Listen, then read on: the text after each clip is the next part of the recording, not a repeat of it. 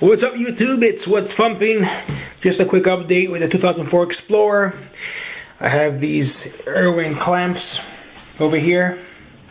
You guys are probably wondering what I'm going to do with these clamps. As you guys know, I have the two FATBOX sub enclosures in the truck, and I gotta find a way to strap these boxes down. I was thinking of using ratchet tie straps, but I don't want to take that risk because I got over 600 pounds of weight in that truck, and I don't want these woofer boxes to move. So I picked up these Irwin clamps at the Home Depot. They're called Quick Grip medium duty clamps. They're from Irwin, and I'm gonna use these to hold the subwoofers down. The subwoofer box down. It's got a ratchet here, you know what I mean, which is movable. You can move it forward, but you can't move it reverse, which will lock. So what I plan on doing is putting two clamps on each side of the sub enclosure. One at the bottom of the enclosure from making it now move forward and backwards, and one in the middle of the two enclosures so the top enclosure won't tip forward while you're driving. And I also like these clamps because they have, I don't know if you guys can see over here, you could just tighten it and you make it tight as possible, and it won't go anywhere. It'll never go back. It'll never go back, but it'll always get tighter going forward. So which is good. So at least I know that the subwoofer boxes are going to be secured to the ground. They're not going to move while you're driving. And that's that. I also got the pieces of rubber. I'll show you guys at the plumbing department at Home Depot. They're part of a pipe. They're 1/2 inch rubber. They're part of a pipe for the plumbing people use for drainages and stuff like that. What I'm going to do with these 1/2 inch pieces of rubber I cut out with an X-Acto knife, I'm going to put them in front of the sub enclosure against the clamp here, because I don't want the clamp to dig into the wood of the sub enclosure. I don't want to damage the box. So this is going to give it a little bit of vibration over here. Let me see if I can show you guys how it looks here. 1 second here. It'll be, for example, this will be in front of the box, and the rubber piece will go right here against the clamp. It'll go against the clamp over here, and the rubber will go between the subwoofer box. So you put all the pressure here, at least you're not damaging the box, because these are going to be very tight against the sub enclosure. So I'm going to put a rubber stop, or a piece of rubber here, and another piece of rubber here against the back of the box. So that goes in the front of the box, and that goes in the back of the box, or vice versa. So this is not bad. At least it's gonna solve, from vibration against the box from all that bass. So I'll show you guys in the truck how it looks with these 4 clamps. I know for cosmetic reasons it's not the nicest looking, clamps on the box. I know it's not gonna look that nice, but you know what? I'd rather be safe than sorry than driving that truck with those boxes flying in the air. And the good part about these clamps are, if I don't like it, I could always remove them off the sub enclosure, and there's no damage to the box, because I don't want to put holes in the box. Some people say, just bolt the boxes down with the other box. But when you have a custom sub enclosure from FATBOX USA, you don't want to damage the box. You know what I mean? That's a high quality sub enclosure, and I don't want to do any damage to it. I don't want to bolt it, just in case one day, if I ever do want to change the boxes around, I want to put them flat against the ground. If I got holes in the box, I can't do that after. You know what I mean? I want to start putting silicone in the box, and the box is all messed up. So I'm going to do this way for now. At least show you guys how it looks after. Okay guys, we got the two FATBOX sub enclosures stacked over here. One at the bottom and one on the top.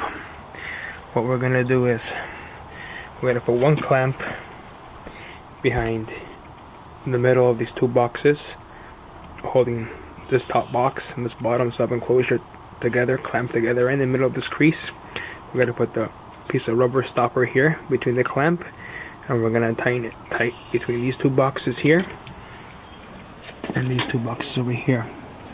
Right between here we're gonna have the clamp pressed here with a piece of rubber, 1/2-inch rubber, holding these two boxes together. So they won't, the top box won't go forward. If you ever slam the brakes when you're driving or something from all this pressure from this box on top, you don't want the box to go forward and bash against the seats and blow up your subwoofers and pop open your cone over here. So the clamp in the middle holds the top box from hitting forward from pressure, and the clamp at the bottom over here, will hold the bottom box from going backwards. Because in the front here we have an L bracket here, bolted right to the platform, to the ground. So we know the box is not gonna go forward. But the box, we don't want the box to go backwards because we don't want to crush the 8-gauge subwoofer wiring. So the clamp at the bottom is gonna hold the bottom box from going backwards, and of course even the top box from going backwards, because you have the middle clamp joining both boxes together. So just showing you guys how it looks before I put the clamps on. Okay, we got the middle clamp, the back of the FATBOX sub enclosure. Right over here we got the 1/2-inch rubber protecting the two sub enclosures. The clamp placed right in the middle here of the crease here. Right in the middle. And here's the front clamp. Yeah, the front clamp is protecting both sub enclosures together. Got the 1/2-inch rubber stopper here.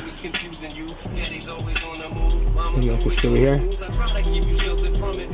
At least it protects the 1/2-inch rubber protects the two boxes from getting a mold into the box, or I don't want to damage the sub enclosure. So the 1/2-inch rubber is very thick and very durable here. So at least it protects both boxes, and even from vibration, at least it doesn't rattle. The steel doesn't rattle against the box whenever the sub enclosure plays hard. So that's how it looks. The one in the middle. I didn't tighten it too much. I want to put the other clamp on the other side and then tighten them evenly to get both the same tightness on both sides. Just I gotta put the bottom clamp holding the bottom box from going forward and backwards. So just show you guys how it looks.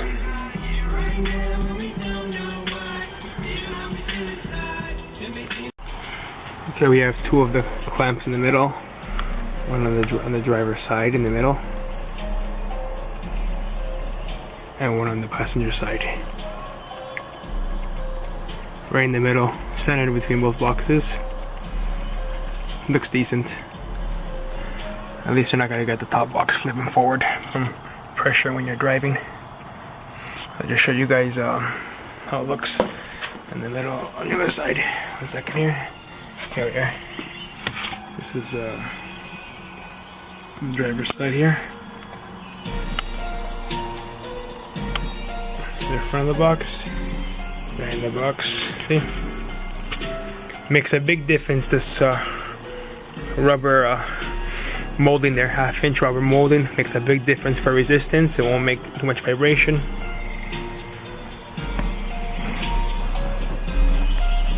Here's that in front of the box, how it looks.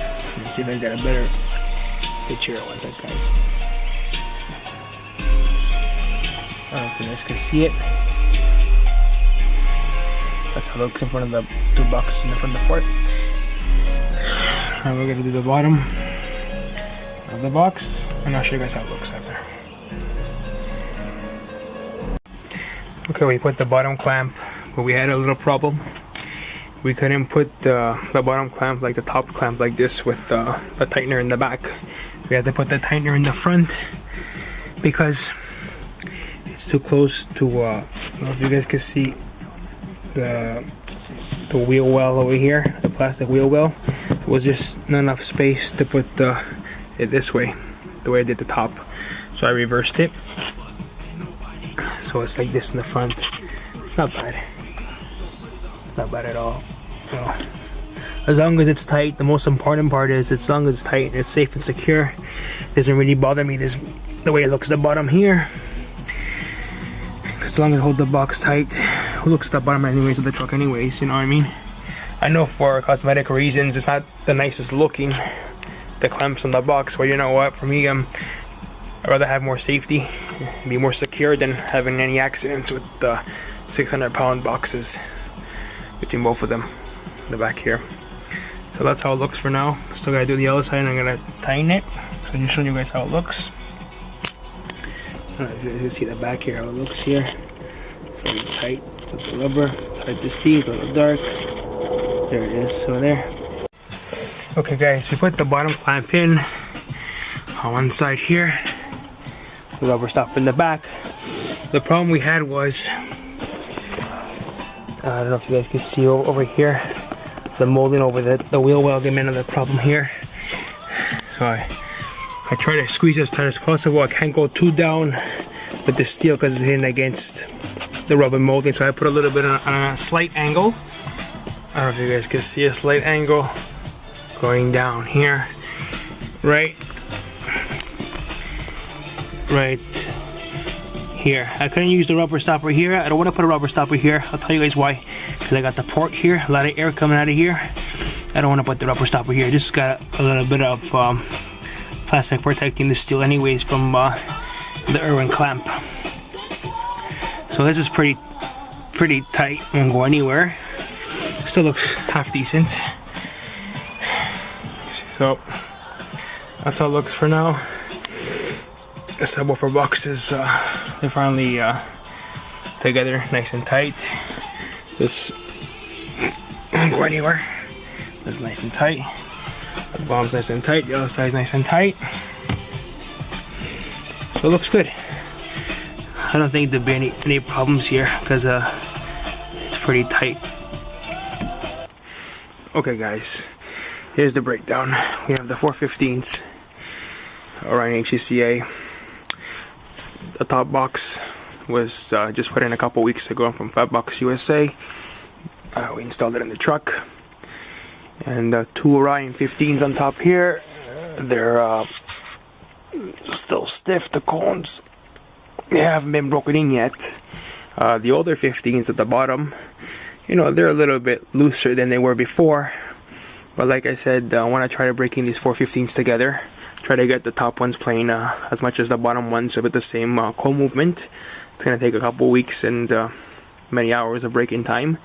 So that's why the last 2 weeks I haven't been putting any bass videos, because I want to break in the subwoofer slowly. I don't want to overpower the subs and burn my coil with overpowering the subwoofers, because I know the power is there. I just want to break them in slowly. You know, a lot of people say sometimes, no, you don't have to break in a subwoofer, you just play it loud. But what they don't understand is the spider is still stiff from the manufacturer, and slowly you have to loosen the spider. You don't want to give that burst of power because you do damage to your coil, because it's not used to moving at a quicker speed. You have to loosen up the spider to get that movement the way the speaker is made to be moved. You know what I mean? So that takes a lot of hours, maybe 50 hours or 80 hours. Depends on your playing time, how much music you play. I try to play music at a decent volume to get the woofers moving, maybe some rap or some slowly hitting bass. Not too much quick bass, because you want to slowly move in the cones and work in the spiders properly.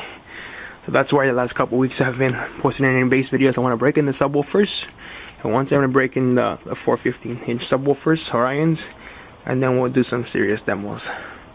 So that's what's pumping, guys, and be patient, and springtime's here.